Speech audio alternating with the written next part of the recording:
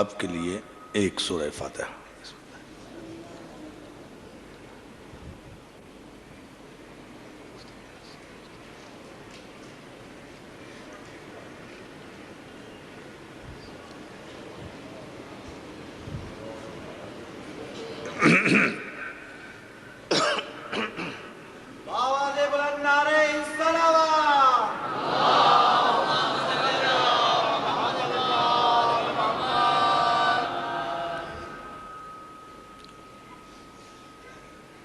اعوذ باللہ من الشیطان اللعین الرجیم،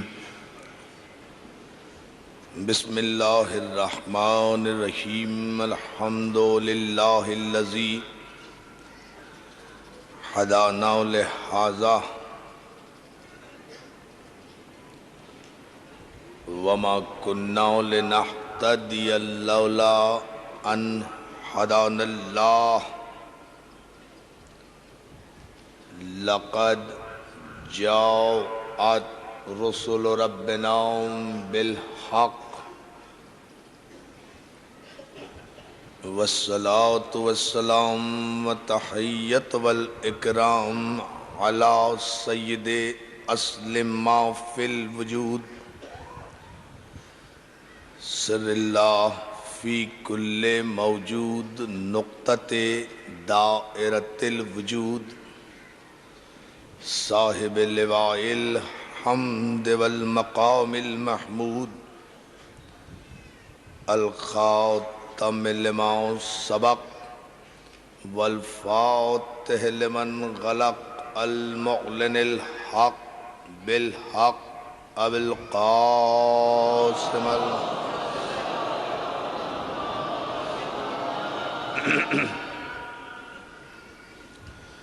وآلہ الطیبین الطاہرین المعصومین المنتجبین المظلومین،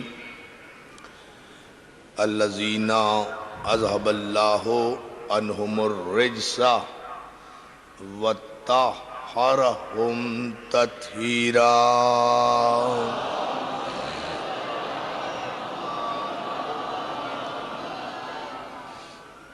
اما بعد فقد قال حق سبحانہ وتعالی فی محکم کتابہ الحکیم، وانذر عشیرتک الاقربین۔ صلوات۔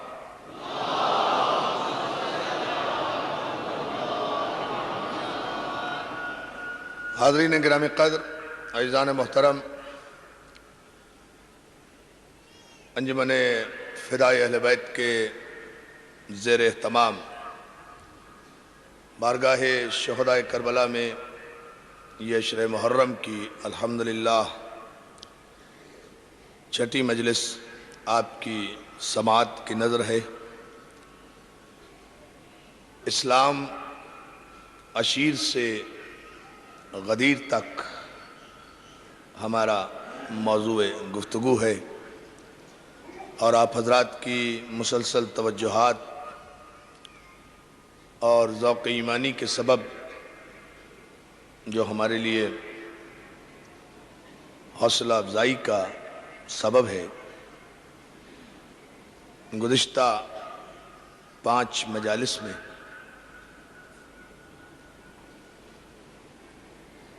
جو افکار اور جو تاریخی حقائق آپ کی سماعتوں کی نظر کیے، ان کا ماحصل مفہوم یہ ہے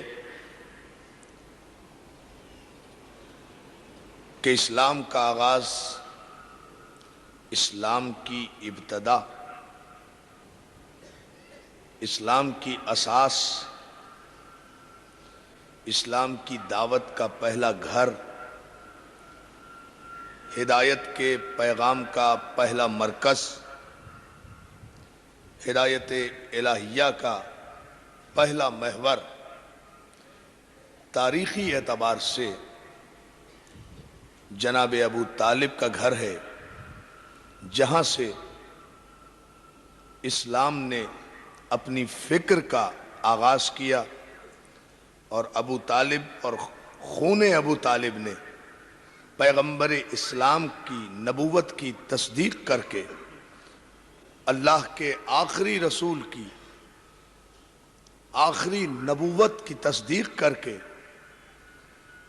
اسلام کو عملی طور پر اس قابل کیا کہ وہ غدیر تک پہنچ کر زیور تکمیل سے آراستہ ہو۔ یہ خلاصہ ان مجالس کا یہ خلاصہ ہے، اور انشاءاللہ آج کی مجلس میں ہم مقدور بھر یہ کوشش کریں گے کہ گزشتہ کل کی مجلس سے جو فکر لی گئی تھی کہ جہاں دعوت ذوالعشیرہ میں تصدیق علی کے نتیجے میں اور حمایت ابو طالب کے نتیجے میں مخالف گروہ نے جو اسلام نہیں چاہتا تھا، جو دین نہیں چاہتا تھا، جو اعلاء کلمت الحق نہیں چاہتا تھا، جو گروہ وحدانیت الہیہ کا قائل نہیں ہونا چاہتا تھا، جس گروہ کے دیرینہ عقائد پر ضرب پڑی تھی، جس گروہ کی بت پرستی کے تمام تر اقدار کو خطرہ لاحق ہو گیا تھا، جس گروہ کے عقائد کی دنیا میں زلزلے آنے کے امکانات پیدا ہو گئے تھے، جس گروہ کو نوشتہ دیوار نظر آ گیا تھا، جس گروہ کو پتہ چل گیا تھا کہ یہ یقین کی دولت ہے، یقین کا اعلان ہے، یقین کی حمایت ہے، یقین کی تصدیق ہے، تو تشکیک پرستوں کے پورے دنیا میں، تشکیک پرستوں کے پورے قبیلے میں ایک زلزلہ آیا، اور انہوں نے یہ طے کر لیا کہ جس طرح بھی ہو محمد عربی کی حمایت کرنے والے اس گھرانے کو مٹا دیا جائے، اس گھرانے کو راستے سے ہٹا دیا جائے۔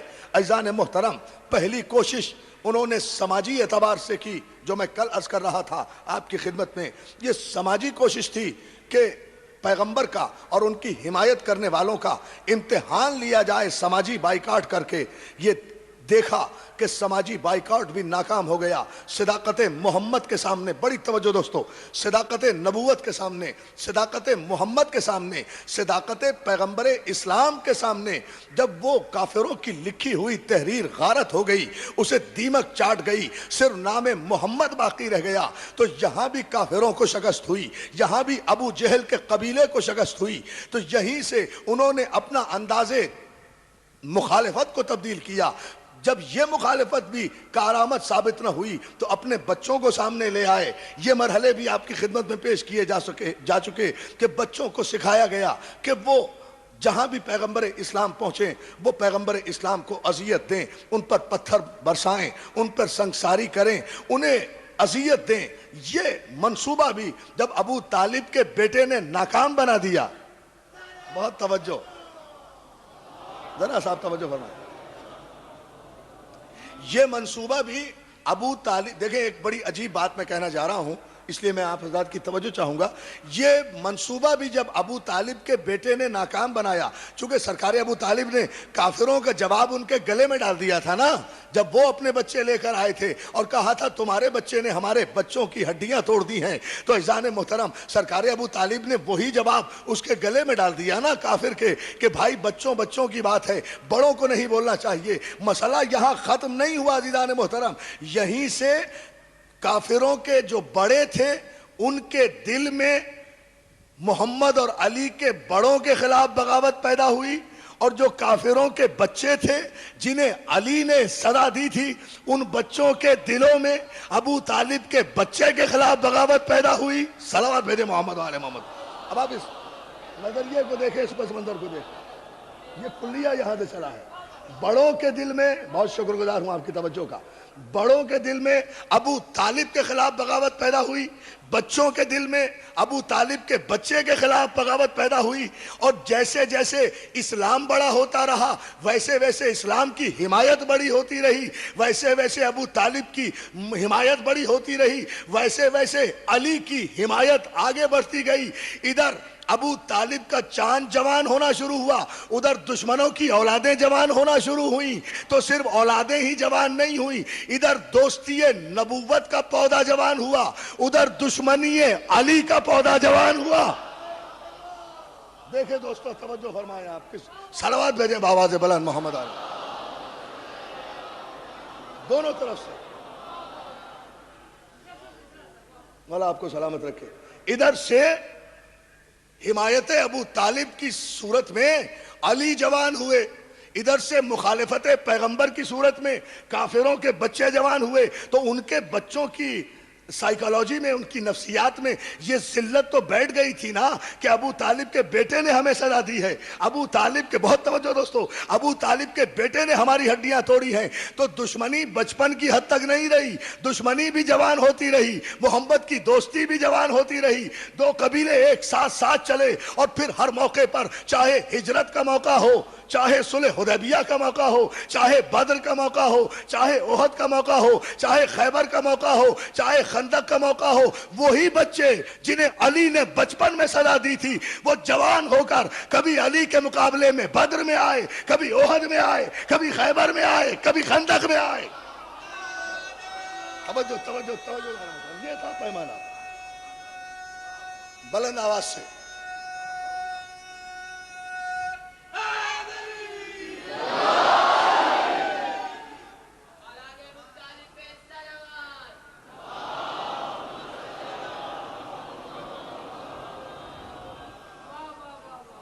یعنی اس پوری بحث کا خلاصہ آپ کی خدمت میں یہ یوں کہہ کے نہ عرض کر دوں کہ ادھر اسلام جوان ہو رہا تھا، ادھر کفر جوان ہو رہا تھا. کفر پر بھی جوانی آئی تھی، اسلام پر بھی جوانی آئی تھی، لیکن اس کفر کو جو دشمنی تھی، جو بغض تھا، جو عناد تھا، وہ عرب کے کسی اور قبیلے سے نہیں تھا. اس لیے کہ مسلمان جو کافر تھے اور بعد میں مسلمان ہوئے، انہوں نے نہ کسی کافر کو مارا، نہ کسی کافر کے بچے کو مارا، نہ کوئی کافر ان کے مقابلے پر آیا. آتا کیوں؟ دشمنی ان سے تو نہیں تھی، وہ تو انہی کے قبیلے کے تھے. علی توجہ فرمائے نا جان محترم. صلوات بنے بآواز بلند محمد و آل محمد پر. دیکھیں یہ جو آپ تاریخ میں دیکھتے ہیں نا میرے نوجوان دوستو، یہ جو آپ دیکھتے ہیں تاریخ میں کہ جتنی بھی جنگیں ہوئی ہیں، جتنی بھی غزوات ہوئی ہیں، اس میں کہیں بھی کوئی بھی کافر کسی مسلمان سے لڑنے کے لیے تیار نہیں ہے.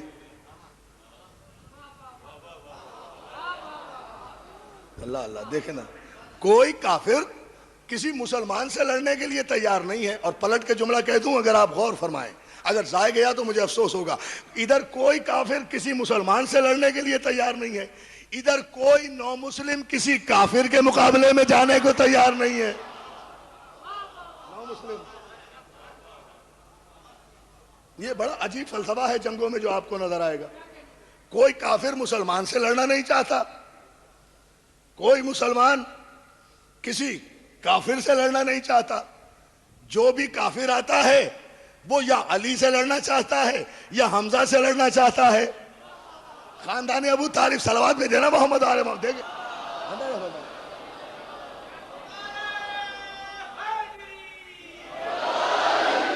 عزیزان محترم، میں اس گفتگو کو تھوڑی دیر کے لیے پھر ذرا پیچھے لے جا رہا ہوں تاکہ اور ایک بات واضح ہو جائے. چونکہ جناب حمزہ کا ذکر آ گیا اور نام آ گیا، اس لیے میں ذرا سا اس پس منظر میں دو چار جملے اور کہنا چاہتا ہوں، پھر واپس آؤں گا انشاءاللہ اسی منزل پر.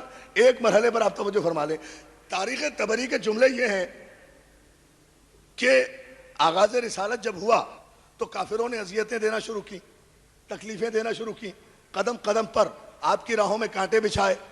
یہ بھی موقع آیا کہ پیغمبر اسلام اگر حالت سجدہ میں ہے تو غلاظتیں ڈالنے کی کوششیں کی گئیں. یعنی ہر طرح سے ذہنی جسمانی جو بھی تکلیف کافر دے سکتا تھا وہ کافروں نے دینے کی کوشش کی. ایک موقع ایسا آیا کہ خانہ کعبہ کی دیوار کے نیچے کچھ کافر جمع ہوئے اور پیغمبر اسلام کے خلاف منصوبہ بنا رہے تھے. عزیزان محترم، اذیت دینے کا منصوبہ، قتل کرنے کا منصوبہ. تو ظاہر ہے کہ کافر اور کیا کرے گا؟ کافر محمد کو اذیت ہی دے گا.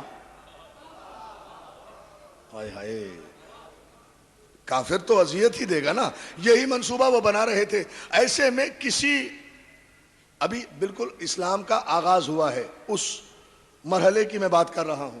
اور ایک جملہ تاریخ طبری کے حوالے سے کہہ کے جناب حمزہ کی عظمت بتانا چاہتا ہوں، پھر وہاں سے ہم آگے بڑھیں گے. کافر یہ منصوبہ بنا رہے تھے خانہ کعبہ کی دیوار کے نیچے بیٹھے ہوئے کہ جناب حمزہ کا وہاں سے گزر ہوا. یاد رہے کہ ابھی تک جناب حمزہ نے اظہار اسلام نہیں کیا تھا، لیکن شیر عرب کہلاتے تھے. ہاں توجہ، شیر عرب کہلاتے تھے، اظہار اسلام نہیں کیا تھا۔ عظمت و صداقت پیغمبر دیکھیں، اتنا بڑا فیصلہ ہوگا کہ کسی کافر نے دوران گفتگو جناب حمزہ کے سامنے شان محمد میں گستاخی کر دی، شان پیغمبر میں گستاخی کی، جناب حمزہ سے اپنے بھتیجے کی یہ توہین گوارا نہیں ہو سکی، کاندھے سے کمان اتار کر کافر کی ناک پر ماری، ابو جہل کی ناک پر تلوار ماری، کہا میری موجودگی میں بہت توجہ، میری موجودگی میں میرے بھتیجے کو کے خلاف کوئی نازیبہ کلمہ نکلا تو جس زبان سے نکلے گا وہ زبان کاٹ دی جائے گی، جو آنکھ اٹھے گی وہ آنکھ نکال دی جائے گی۔ کمان ناک پر ماری، کفر کی ناک توڑی، ابھی اظہار ایمان نہیں کیا تھا، پیغمبر اسلام کے پاس یہ خبر گئی، جناب حمزہ نے خود بھی پہنچائی، میرے بھتیجے یہ تمہاری توہین کر رہے تھے، مجھ سے تمہاری توہین گوارا نہیں ہوئی، میں ان کو سزا دے کر آیا ہوں۔ دوستو اب تاریخ کی روایت تاریخ جانے، مگر میں تو یہاں ایک فیصلہ پوچھنا چاہتا ہوں مسلمانوں سے۔ تاریخ کے مورخ نے لکھا کہ پیغمبر اسلام نے ارشاد فرمایا، اے چچا حمزہ، میں نہ آپ کی حمایت کی قدر کرتا ہوں، جملہ سنیں دوستو، سرکار رسالت بہا فرماتے ہیں، نہ میں آپ کی حمایت کی قدر کرتا ہوں، جو آپ نے ابو جہل کو سزا دی میں اس کا بھی احسان کوئی نہیں مانتا، جو آپ نے اس کی ناک پر کمان ماری میں اس کا بھی کوئی احسان تسلیم نہیں، حمزہ کو کہہ رہے ہیں کوئی تسلیم نہیں کرتا، میں آپ کی کوئی قدر اور کوئی احسان تسلیم نہیں کروں گا اس وقت تک جب تک آپ علل اعلان میرے سامنے اشہدو ان لا الہ الا اللہ اور اشہدو ان محمد رسول اللہ کا اقرار نہ کر لیں۔ یہیں سے جناب حمزہ نے اقرار توحید بھی کیا، اقرار نبوت بھی کیا، تو پیغمبر نے کہا اب آپ کا احسان بھی ہے، آپ کا کرم بھی ہے، لیکن کلمہ پڑھنے سے پہلے نہ آپ کا کوئی مجھ پر احسان تھا، یہ تو آپ خون کی محبت میں کر رہے تھے، یہ مجھ پر احسان نہیں تھا۔ اے تاریخ طبری کے مورخ، میں صرف یہ پوچھنا چاہتا ہوں کہ جو رسول شریعت کا اتنا پابند ہے کہ جناب حمزہ اگر کلمہ پڑھے بغیر، ایمان لائے بغیر محمد کی حمایت میں کافروں کو مار بھی دے تو جناب حمزہ کا کوئی احسان پیغمبر قبول نہیں کرتے۔ اگر ابو طالب نے کلمہ نہ پڑھا ہوا ہوتا، ایمان نہ لائے ہوئے ہوتے تو پیغمبر کبھی ابو طالب کی قبر کھودنے میں حصہ نہ لیتے۔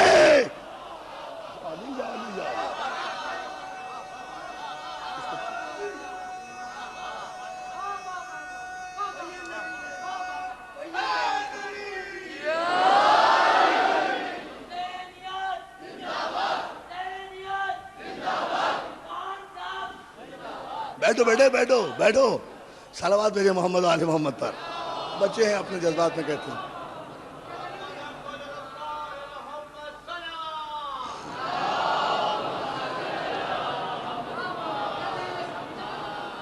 اور جو ہے نا بھئی جناب حمزہ کی اس نیکی کو پیغمبر استحسان کی نظر سے نہیں دیکھتے جب تک جناب حمزہ اظہار ایمان نہیں کر دیتے۔ کوئی تاریخ کا مورخ بتائے تو صحیح کہ سرکار ابو طالب کے کسی اقدام کو پیغمبر نے بنظر استحسان نہ دیکھا ہو۔ پیغمبر کی زندگی، پیغمبر نے تو قبر ابو طالب پر کھڑے ہو کر کہا ہے، اے ابو طالب، آپ نے میری وہ پرورش کی جو باپ کو کرنا چاہیے تھی، آپ نے مجھ پر وہ احسان کیے کہ میں سب کے احسان اتار سکتا ہوں، آپ کا احسان نہیں اتارتا تو پیغمبر کسی کافر کا ممنون احسان نہیں ہوا کرتا۔ صلوات میرے بابا دے بلند محمد و آل محمد۔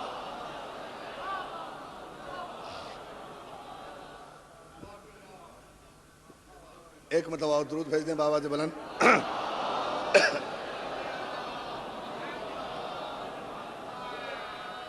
توجہ ہے نا دوستو، آغاز اسلام یہاں سے ہوا۔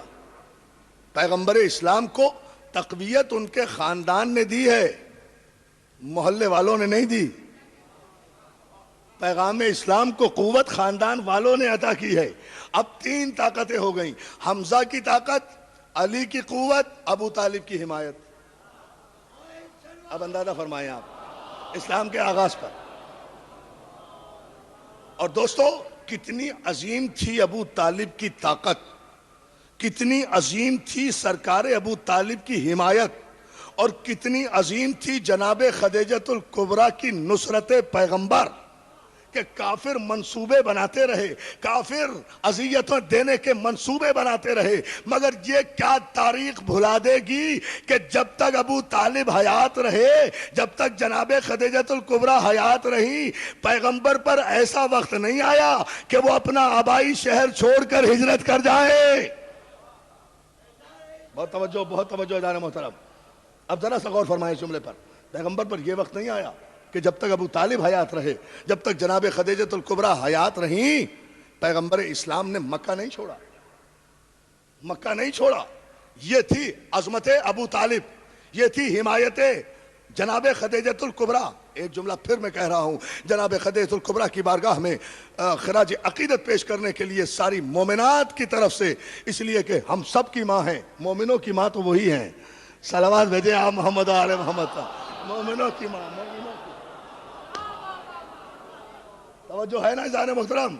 تو میں ان کی بارگاہ میں خراج عقیدت پیش کرنے کے لیے ایک جملہ عرض کروں گا، اور وہ یہ ہے کہ جناب خدیجہ الکبریٰ جب تک حیات رہیں، پیغمبر اسلام نے دوسری شادی نہیں کی، حالانکہ بقول مسلمانوں کے مورخ کے کہ سن و سال میں بڑا فرق تھا، بقول مسلمانوں کے سن و سال میں بڑا فرق تھا، لیکن جب تک جناب خدیجہ حیات رہیں، بہت توجہ اس جملے پر، بڑا باریک سا جملہ ہے، اس وقت تک جناب پیغمبر اسلام نے دوسری شادی نہیں کی، عرب کے رسم و رواج کے خلاف۔ حالانکہ عرب کا رسم و رواج یہی تھا کہ ایک شادی پر اکتفا نہیں کیا جا سکتا تھا، لیکن جب تک ام المومنین جناب خدیجہ الکبریٰ حیات رہی ہیں تو عزیزان محترم پھر تاریخ کے مورخ سے ہم یہ پوچھتے چلیں نا اس عنوان کے تحت کہ یوں قصیدے پڑھنے سے کچھ نہیں ہوتا، روایتیں پڑھنے سے کچھ نہیں ہوتا، حدیثیں بیان کرنے سے کچھ نہیں ہوتا،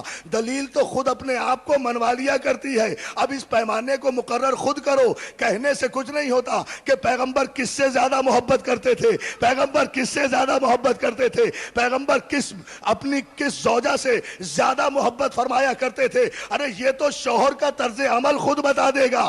عزیزان محترم جناب خدیجہ الکبریٰ کا احترام نگاہ پیغمبر میں کتنا تھا، اور کتنے مطمئن تھے پیغمبر اپنی اس شریک حیات سے کہ اس کی زندگی میں دوسری شادی کرنے کی ضرورت محسوس نہیں ہوئی۔ اگر ایک شوہر ایک ہی بیوی کے طرز عمل سے، اس کے اخلاق سے مطمئن ہو جائے تو اسے دوسری شادی کرنے کی ضرورت نہیں ہوا کرتی۔ شوہر جب ایک کی موجودگی میں بار بار شادیاں کرے تو سمجھ لو کہ کہیں ذہنی سکون میں خلل واقع ہو رہا ہے۔ فیصلہ خود کرو کہ کس پیمانے پر پیغمبر نے دیکھا کہ جب تک خدیجہ حیات رہی پیغمبر نے کوئی دوسری شادی نہیں کی، لیکن جناب خدیجہ الکبریٰ کے بعد ایک شادی پر اکتفا نہیں کیا، شادی پر شادیاں کی ہے، شادیوں پر شادیاں کی ہے۔ اب فیصلہ کر لو کہ اگر دوسری شادیوں سے مطمئن ہوتے تو تیسری کرنے کی ضرورت کیا تھی؟ توجہ ہے نا ادھر؟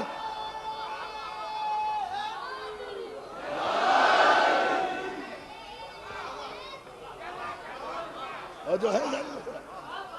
صلوات بھیجیں بآواز بلند محمد آل محمد۔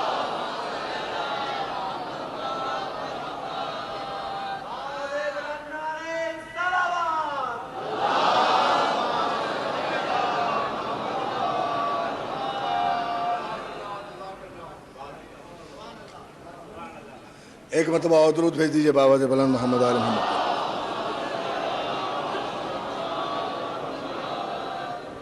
حمایت جب تک حیات رہی جناب خدیجہ الکبریٰ، مسلسل حمایت، جب تک ابو طالب حیات رہے مسلسل حمایت، اسلام بڑھتا گیا۔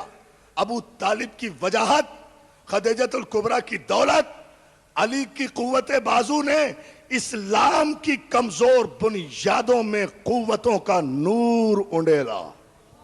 اللہ اکبر، بھائی اس سے بڑا جملہ میں کہہ نہیں سکتا۔ اسلام کی کمزور بنیادوں میں قوتوں کا نور انڈیلا۔ یہ غدیر ایسے تو واقع نہیں ہو گئی، اللہ جانے کتنے احسانات کا صلہ ہے غدیر، کتنی نیکیوں کی جزا ہے غدیر۔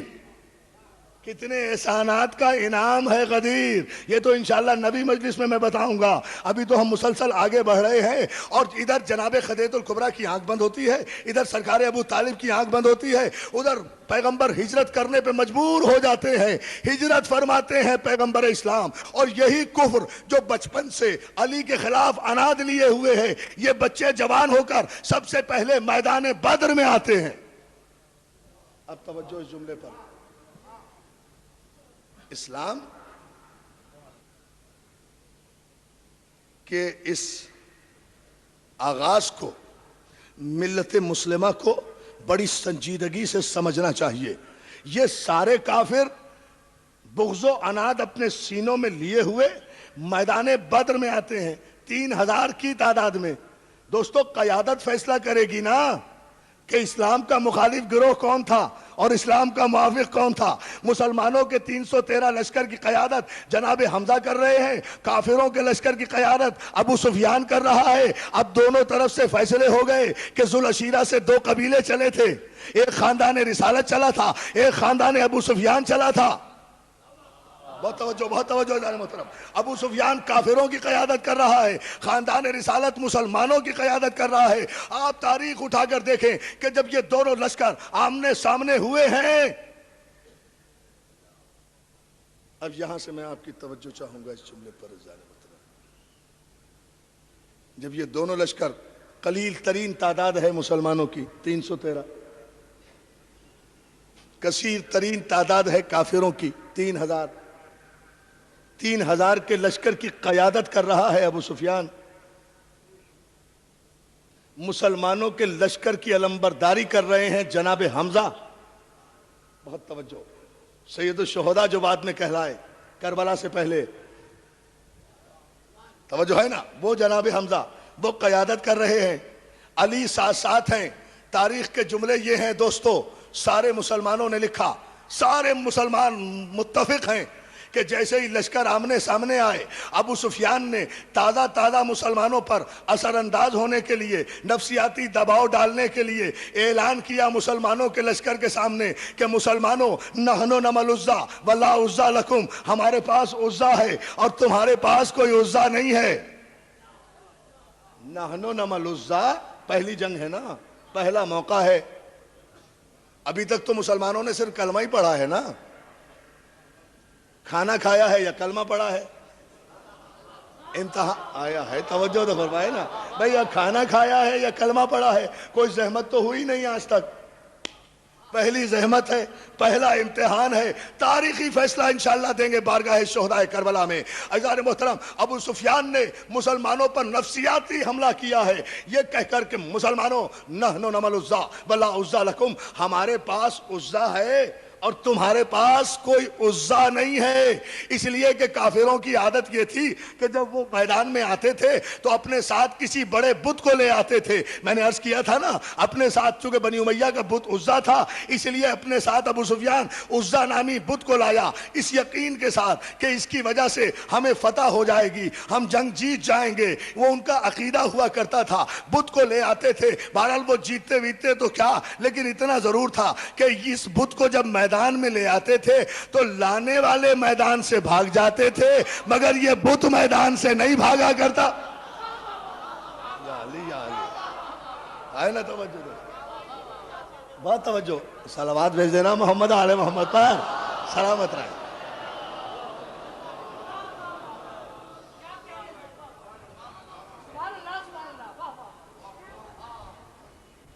یہ آیا اور آ کر اس نے کہا کہ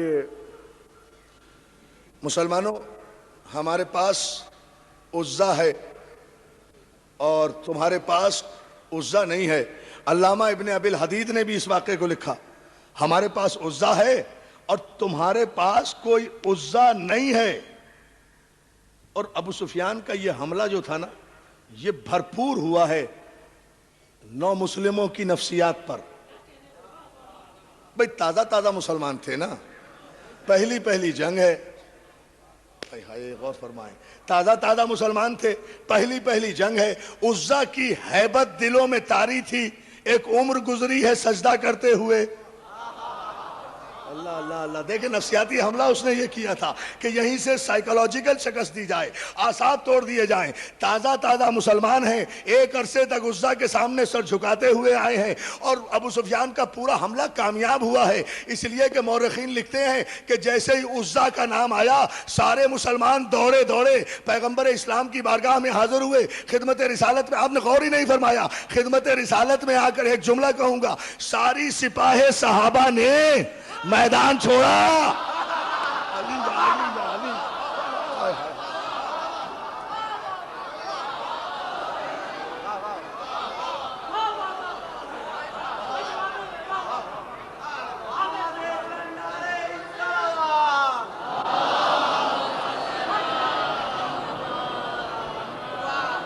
دیکھیے کیا خوبصورت سپاہ ہے۔ جب سپاہ ایسی ہے تو پھر یہ بی بی انجمن کیسی ہوگی؟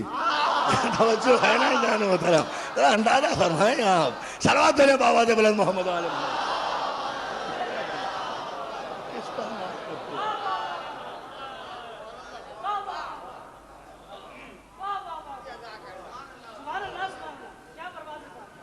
ساری فوج آئی، سارا لشکر آیا، ساری سپاہ پیغمبر اسلام کی خدمت میں آئی، اور سب نے آ کر عرض کیا ہاتھوں کو جوڑ کر، یا رسول اللہ، عزا۔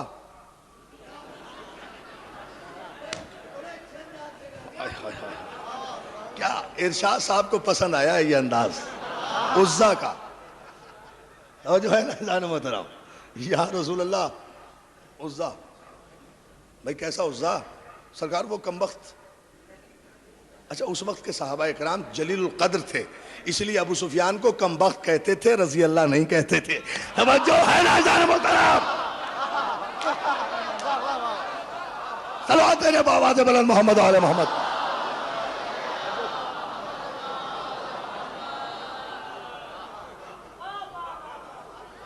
مولا آپ کو سلامت رکھے۔ سرکار وہ کیا کہنے صاحبہ،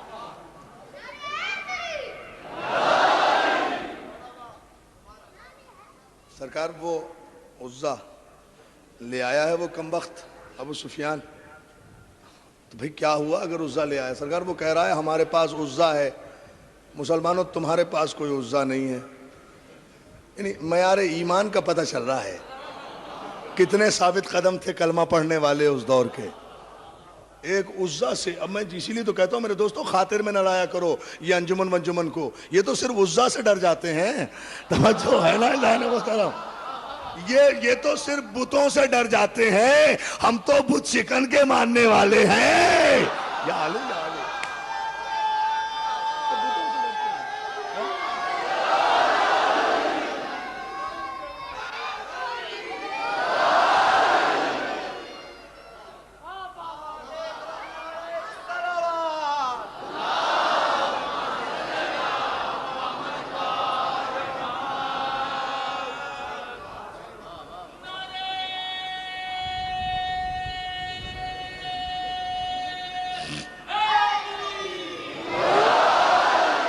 سرکار وہ، اب یہ سارے مورخین کا جملہ ہے جان محترم، سرکار وہ عزا لے آیا، وہ کہتا ہے ہمارے پاس عزا ہے اور مسلمانوں تمہارے پاس کوئی عزا نہیں ہے۔ اب مجھے بتاؤ رسول اللہ انہیں عزا کہاں سے لا کے دیں؟ مطلب بچوں والی ضد ہے نا، پاپا بہن کی گڑیا لے آئے ہمارا گڈا لا دو، مطلب یہی ہے نا، اور اس کا کیا ہے؟ یہی والی ضد ہے نا، بچوں والی ضد کر رہے ہیں سر۔ ابھی کوئی تو کہ جنگ کے موقع پر ایسی بات کرنے کا؟ سرکار وہ عزا لے آیا، اب سرکار اسے عزا کہاں سے لا کے دیں؟ جواب میں سرکار بت دیں کہاں سے؟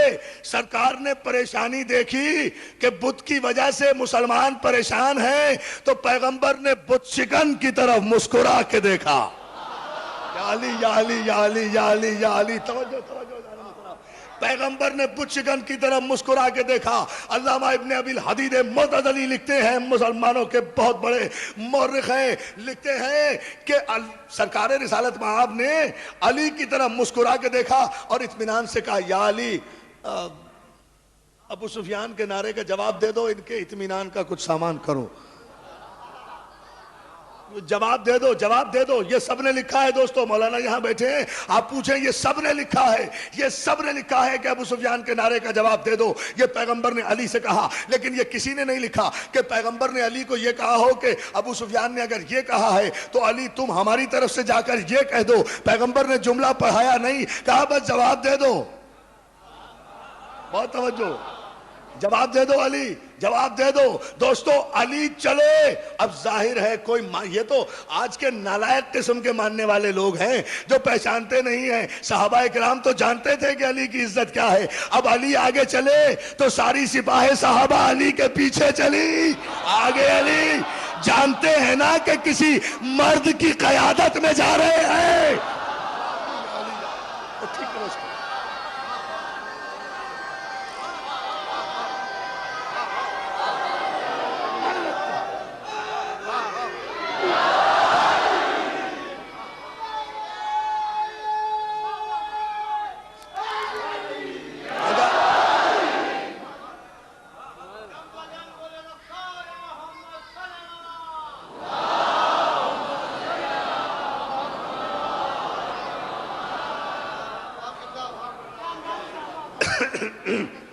صلوات بھیج دیں ایک مرتبہ.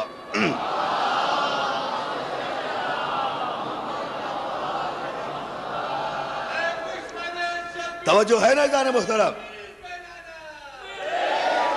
اس منزل فکر پہ زمانے کو توجہ کرنا چاہیے. علی آگے چلے، سپاہ پیچھے چلی.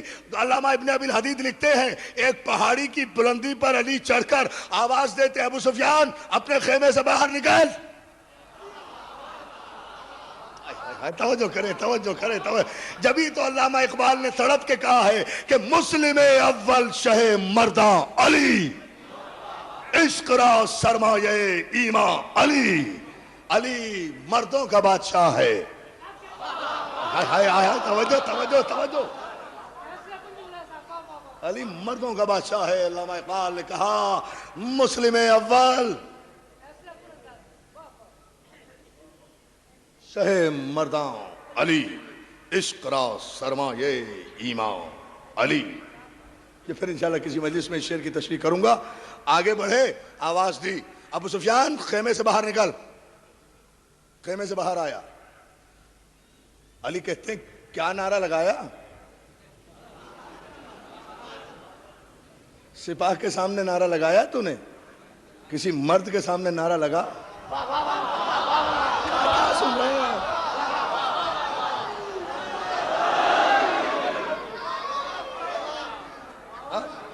ہمارے سامنے نعرہ لگا، ہمارے سامنے. دوستو آخری آج مولا سلامت رکھے ان تاریخی اجتماعات کو، آپ کے جذبہ ایمانی کو. ہمارے سامنے ذرا یہ نعرہ دوہرا تو صحیح. ابو سفیان فوراً کہتا ہے یا علی نحنو نمل عزا ولا عزا لکم، ہمارے پاس عزا ہے. ہم نے کہا ہے کہ مسلمانوں تمہارے پاس کوئی عزا نہیں ہے. ابو طالب کے بیٹے نے تصدیق رسالت کے معیار کو برقرار رکھتے ہوئے اپنے تمام ید اللہی قوتوں کے ساتھ جلال اللہی نقاب اوڑھ کر لسان اللہی لہجے میں علی یا علی یا علی اللہ اللہ. ٹھہرو ٹھہرو. ابھی اسد اللہ قوتوں کے ساتھ جلال اللہ نقاب اوڑھ کر لسان اللہ لہجے میں کفر کے نعرے کا جواب دیا. کہا ایک مرتبہ پھر کہا نحنو نمل عزا ولا عزا لکم، مسلمانوں ہمارے پاس عزا ہے اور تمہارے پاس کوئی عزا نہیں ہے. علی نے کہا اللہ مولانا ولا مولا لکم، اے کافرو اللہ ہمارا مولا ہے اور تمہارے پاس کوئی مولا نہیں ہے.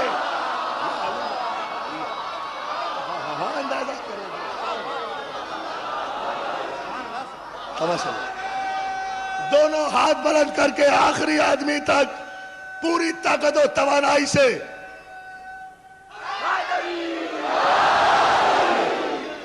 اتنی بلند صلوات بھیجے محمد و آل محمد.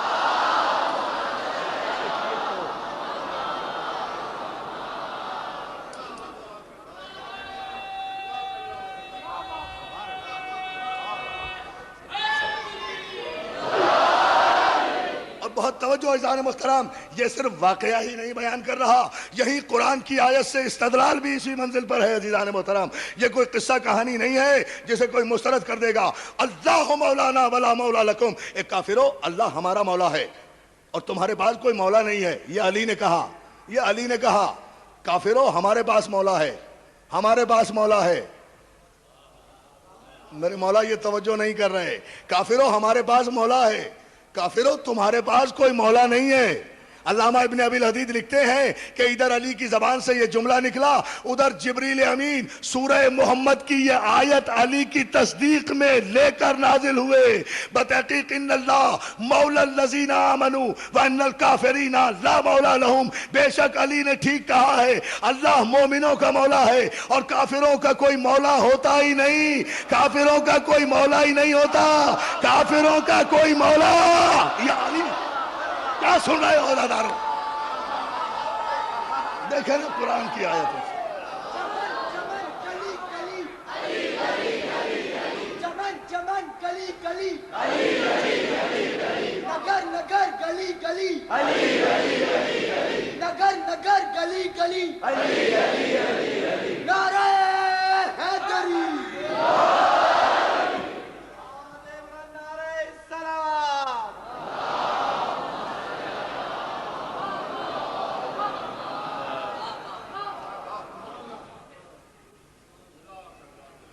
سورہ مبارک محمد کی آیت لے کر جبریل نازل ہوئے علی کی تصدیق میں کہ بے شک ہمارے ولی نے ٹھیک کہا ہے، اللہ مومنوں کا مولا ہے، کافروں کا کوئی مولا ہوتا ہی نہیں ہے۔ قیامت تک قرآن نے فیصلہ تو کر دیا، دیواروں پہ لکھنے سے کیا فائدہ؟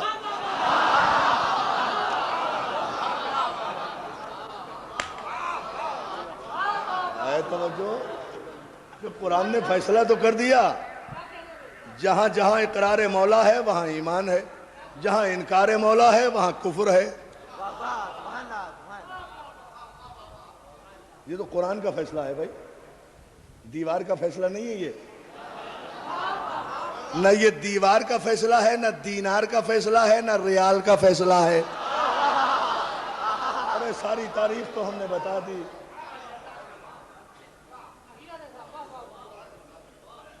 تھک گئے ہیں آپ؟ جب تھک جائیں تو سلوات بھیجا کریں محمد آل محمد پر۔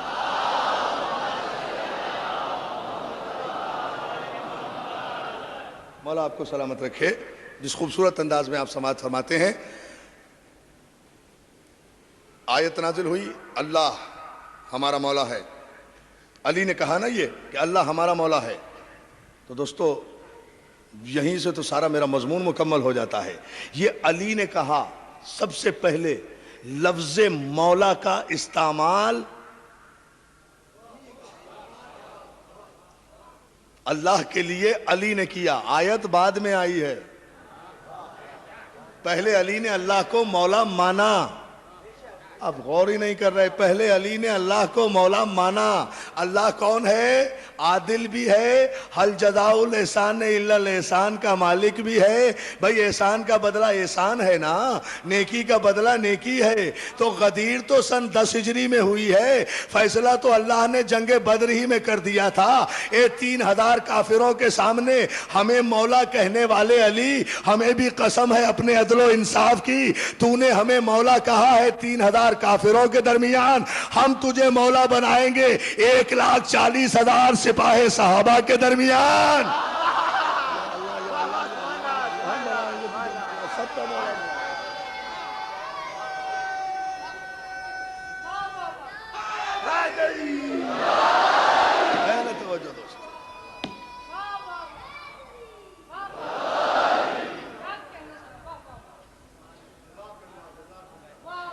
صلوات بھیجئے بابا سے بلند محمد علیہ وسلم۔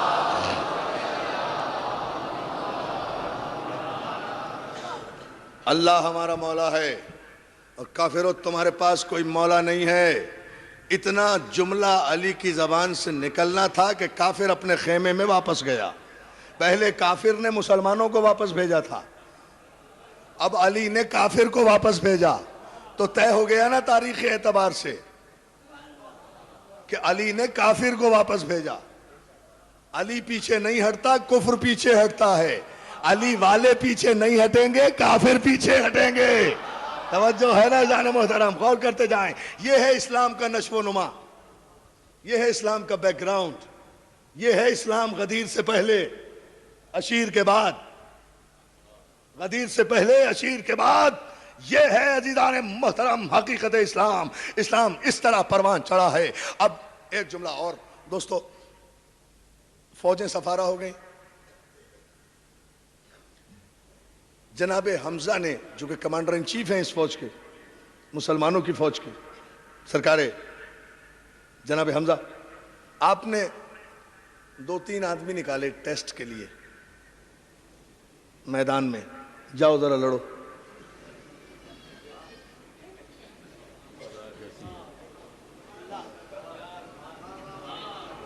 جاؤ جاؤ ذرا بہادری دکھاؤ, لڑ کے آؤ. فکر نہیں کرو, ہم یہیں کھڑے ہیں, کوئی فکر نہیں کرو, ہم کھڑے ہیں. کوئی پرابلم ہو تو ہمیں بلا لینا, تم جاؤ جاؤ ذرا لڑ کے آؤ. اللہ کی قسم یہ تاریخ ہے بھئی. یہ مصر اور لیبیا کے اشتراک سے جو فلم بنی ہے نا, میسج, ایک اسلامی فلم بنی ہے میسج, اس میں یہ سارا منظر دکھایا گیا جو میں بیان کر رہا ہوں. جنگ بدر اس میں دکھائی گئی ہے. یہ 2-3 آدمی جب آگے بڑھے نا, ابو سفیان نے وہیں سے کہا یہ غلط ہے صاحب, یہ اصول کے خلاف ہے, یہ اصول کے خلاف ہے. توجہ, آپ دیکھ لیں میسج فلم جا کر عزیزان محترم, اس میں یہ جملہ موجود ہے. ابو سفیان نے اعتراض کیا, اور اعتراض کیا تھا کہ حمزہ ہم ان سے نہیں لڑیں گے, ہم اعلیٰ خاندان کے لوگ ہیں.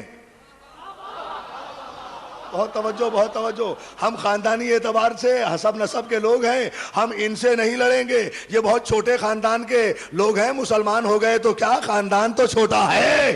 توجہ ہے نا جان محترم, یہ ہمارے آداب حرب و ضرب کے خلاف ہے. ہم چھوٹے لوگوں سے لڑنا بھی نہیں چاہتے. ہمارے مقابلے میں کوئی ہماری ٹکر کا آدمی بھیجو, ہمارے برابر کا آدمی بھیجو. عزیزان محترم, بات کیا تھی؟ ابو سفیان کیوں نہیں لڑا؟ بات خاندان کی نہیں تھی. ابو سفیان تو لڑنا اس سے چاہتا تھا کہ جس نے تصدیق رسالت کی ہے, جس نے ان کے بچوں کی ہڈیاں توڑی تھی. حمزہ, تاریخ دیکھ لیں اٹھا کر دوستو, فلم میں بالکل یہ ڈائلاگ موجود ہے کہ جیسے ہی ابو سفیان نے یہ اعتراض کیا, جناب حمزہ نے ان دونوں آدمیوں کو پیچھے کر کے آواز دی, او علی کم فارورڈ, یا علی تم آگے آؤ, اور آگے آ کر ابو سفیان کے لشکر کو شکست دو. علی آگے آئے ہیں عزیزان محترم. تو پہلی جنگ کا آغاز بھی یا جناب حمزہ نے کیا ہے یا جناب علی مرتضیٰ نے کیا ہے. پہلا حملہ, پہلی ضرب. صلوات بھیجے بآواز بلند محمد آل محمد.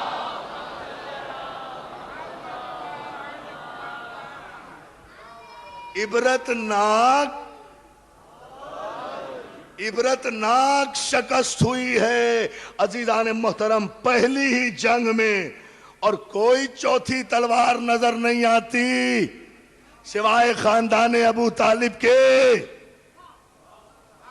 پہلی جنگ, پہلی فتح علی کے ہاتھوں, حمزہ کی قیادت میں. اسلام کی پہلی فتح جس نے کافروں کے ایوانوں میں ہلچل مچا دی. پہلی فتح نے, اگر یہ پہلی فتح نہ ہوتی تو آخری فتح ممکن نہیں تھی. آخری فتح نہ ہوتی تو مکہ فتح نہ ہوتا. مکہ فتح نہ ہوتا, توجہ, مکہ فتح نہ ہوتا تو یہ حکومتیں کہاں سے ملتی؟ سلام کیا کرو, مسلمانوں کو جتنے تخت حکومت ملے ہیں یا ابو طالب کا صدقہ ہے, یا حمزہ کا صدقہ ہے, یا علی کی تلوار کا صدقہ.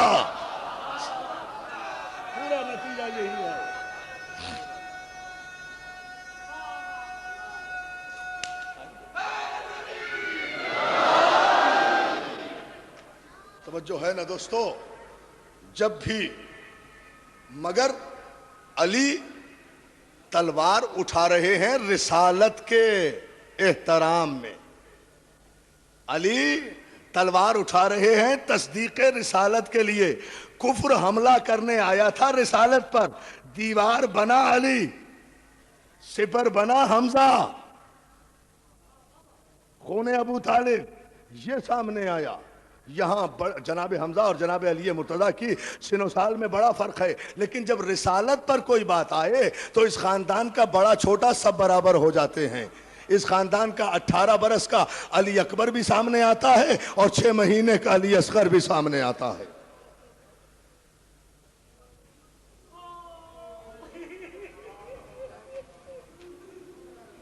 کیا بچا ابو طالب کا؟ مسلمانوں قدر کیا کرو، کچھ نہیں بچا ابو طالب کا۔ 18 برس کا کربلا میں اگر کوئی ہے تو وہ بھی ابو طالب ہے، 13 برس کا اگر قاسم ہے تو وہ بھی ابو طالب ہے، 9 برس کے اون محمد ہیں تو وہ بھی ابو طالب ہے، 6 مہینے کا علی اصغر ہے تو وہ بھی ابو طالب ہے۔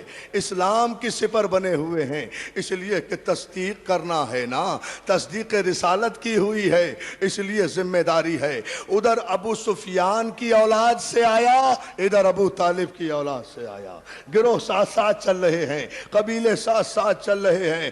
حسین نے بھی کہا ہم ایسی شکست دیں گے تجھے خاندان ابو سفیان، ہمارے 6 مہینے کے بچے کے حملے کا اگر تیری پوری فوج مل کر بھی جواب لے آئے تو ہمیں ابو طالب کی اولاد نہ کہنا۔ دوستو، آپ نے تاریخ میں کہیں پڑھا ہے کہ 6 مہینے کا بچہ 14 صدیوں پر چھا جائے؟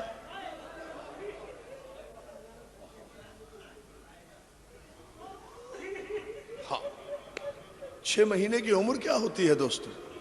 لیکن سلام علی اصغر پر 6 مہینے کی عمر میں اتنا بڑا کارنامہ کہ اتنے غلام بیٹھے ہیں۔ 14 صدیوں پر چھائی ہوئی ہے علی اصغر کی شہادت۔ دوستو، سب سے بڑی قیامت کی شہادت ہے علی اصغر کی۔ آج جھولا برآمد ہوگا نا، علی اصغر کی شہادت سب سے بڑی قیامت ہے۔ یہ وہ شہادت ہے جس کے خون کو نہ آسمان برداشت کر سکا نہ زمین برداشت کر سکی۔ جزاک اللہ، جزاک اللہ، مولا تمہیں سلامت رکھے۔ آج بڑی تعداد میں، یوں تو روز آ رہی ہیں مومنات بہت بڑی تعداد میں، لیکن آج مومنات بہت آئی ہوں گی مجلس میں، اس لیے کہ آج رباب کو پرسہ دینا ہے نا، اس اجڑی ہوئی رباب کو جس کی کربلا میں مانگ بھی اجڑ گئی، جس کی کربلا میں گود بھی اجڑ گئی۔ عزادارو، بہت یہ جھولا جو آپ نکالتے ہیں نا، جھولا نکالا کرو ہر مجلس میں، اس لیے کہ یہ جھولا جو ہے یہ رباب کے زخموں کا مرہم ہے، یہ رباب کے زخموں کا مرہم ہے۔ رباب وہ بی بی ہے جو کربلا سے جب لٹ کر مدینے آئی تو ہر بی بی سائے میں بیٹھی ہے، مگر رباب جب تک زندہ رہی دھوپ میں بیٹھی رہی۔ اور سید سجاد اگر کہا کرتے تھے اماں کب تک ساتھ دھوپ میں بیٹھو گی، اب تو سائے میں آ جاؤ۔ نہیں نہیں، مجھے کوئی جلدی نہیں، اطمینان سے سنو، اطمینان سے سنو، مگر رو ایسے جیسے رباب اجڑی ہے۔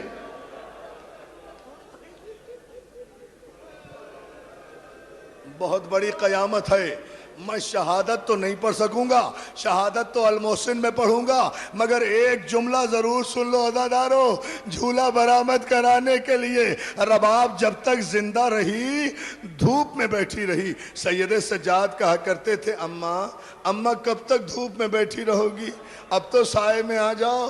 تو ہاتھوں کو جوڑ کے کہتی تھی بیٹا بیٹا بن کے کہتے رہنا، امام بن کے حکم نہ دینا۔ کیا سن رہے ہیں آپ عزادارو؟ سجاد بیٹا بن کے کہتے رہنا، امام بن کے حکم نہ دینا، میں مجبور ہوں بیٹا، میں سائے میں جا نہیں سکتی، میرے بچے کی قبر دھوپ میں ہے۔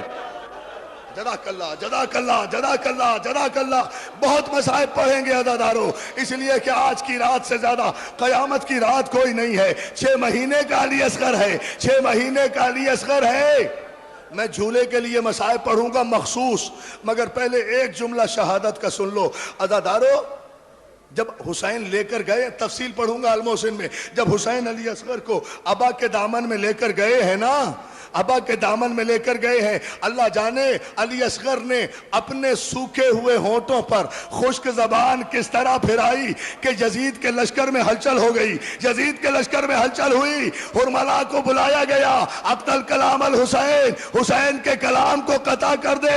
عزادارو جملہ شاید میں آپ برداشت نہ کر سکے مگر میں جملہ پڑھ رہا ہوں. حرملا ملعون نے اپنی کمان اٹھائی, تیرے سے پہلو کمان پہ چڑھایا, گھٹنا زمین پہ ٹیکا, اصغر کی گردن کا نشانہ لیا مگر ملعون کے ہاتھ لرز رہے تھے. رباب نے در خیمہ سے دیکھا کہ میرا بچہ تیر کی زد پر ہے مگر خطا کار کا نشانہ خطا ہو رہا ہے. وہیں سے آواز دی, میری ماں بہنوں جملہ سنو, ہماری ماں قربان رباب پر خیمے کے دروازے سے چلائی, اصغر امام وقت سے خبردار.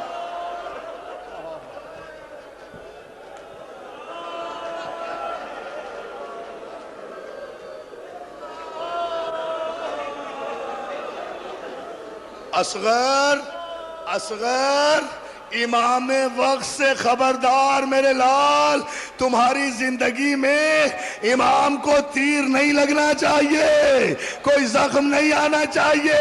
بیٹا ماں کو شرمندہ نہ کرنا. ادھر حرملا کا تیر چلا, ادھر اصغر نے حسین کے ہاتھوں پہ کروٹ لی, امام کی سپر بنے.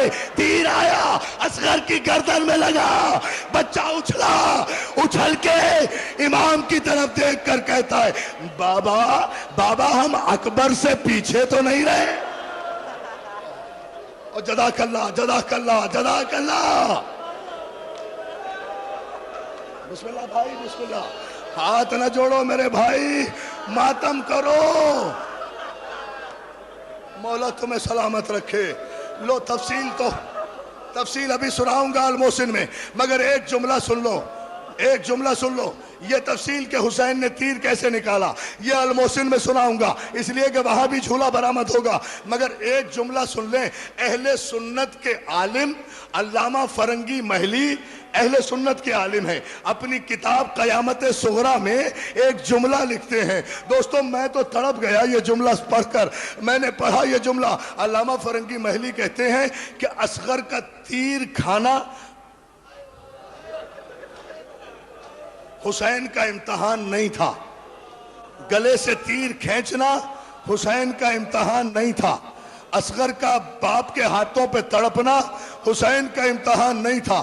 حسین کا سب سے بڑا امتحان اس وقت شروع ہوا جب جلتی ہوئی زمین پر 6 مہینے کے بچے کو رکھ کر حسین نے تلوار سے اصغر کی قبر کھودنا شروع کی.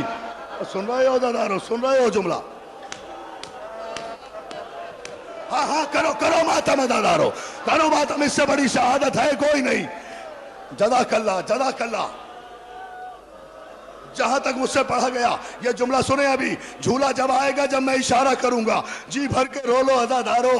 ایک علامہ فرنگی محلی اہل سنت کے عالم ہیں, لکھتے ہیں حسین نے دھوپ میں بچے کا لاشا رکھا, تلوار سے قبر کھودنا شروع کی. حسین کا امتحان بتا رہے ہیں.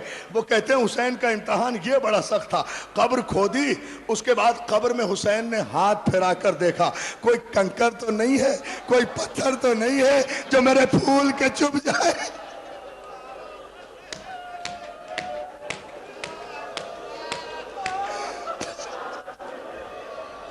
کوئی کنکر تو نہیں ہے. میرے مولا مجھے طاقت دے دو, میں ایک جملہ کہہ دوں. کوئی کنکر تو نہیں ہے, کوئی پتھر تو نہیں ہے جو میرے لال کے چبھ جائے. عزادارو حسین نے علی اصغر کی ننھی سی قبر بنائی, ہر کنکر پتھر کو صاف کیا. علامہ فرنگی محلی کہتے ہیں یہ بھی حسین کے لیے آسان تھا. پھر اصغر کا لاشا اٹھایا, اصغر کا لاشا اٹھایا, اصغر کا لاشا اٹھا کر قبر میں رکھا. حسین کے لیے یہ بھی آسان تھا. اب جو مٹی ڈالنے کی باری آئی, حسین نے کربلا کی ریت ہاتھوں میں اٹھائی. کربلا کی ریت تپ رہی تھی, جھلس رہی تھی. حسین نے مٹی ڈالنا چاہی, واپس پلٹا لیا. پھر مٹی ڈالنا چاہی, واپس پلٹا لیا. ارے میرا پھول, ارے میرا. جزاک اللہ.